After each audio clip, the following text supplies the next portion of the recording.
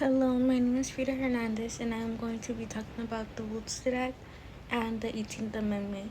The 18th Amendment talks about how they want to get rid of it, like they don't want no ends coming of no like transportation with alcoholic beverage to come in the U.S. Like they don't want sales, they don't want nothing, they want nothing to do with that. The Woodstock Act was passed by the Congress and clarified what alcohol would be illegal and how they were going to enforce people not to drink it. Like they wanted ways so we could um go on with our lives. So like ways like to forget about it, you know. My topic is the 18th Amendment. It talks about how to stop manufacture, sales, import, and export of alcohol. Same with the Voted Act. It was what clarified what alcohol would be illegal and how they were going to enforce people 28, not to drink it. 1919, Congress passes the Volstead Act over President Woodrow Wilson's veto.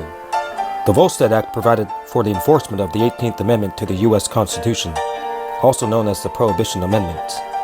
The 18th Amendment banned but did not define intoxicating liquors. Some of the members of Congress who had voted for the amendment assumed that it referred to hard liquor and would exempt beer and wine. But the head of the Anti-Saloon League drafted a tough enforcement act, which was then sponsored by the chairman of the House Judiciary Committee, Minnesota Representative Andrew Volstead. The National Prohibition Act, better known as the Volstead Act, defined an intoxicating beverage as anything that contained more than 0.5% of alcohol. By contrast, Canadian prohibition laws set the limit at 2.5%. The Volstead Act made it. The 18th Amendment passed January 16, 1919 at U.S. Congress. The Woodstock Act passed October 28, 1919, also in the U.S. Congress. In this picture, you could obviously tell like some sort of people are pouring out some sort of liquid in a sewer. Well, it's just saying how like restaurant owners were like forced to pour their liquor out because they didn't want it to be nowhere seen or found.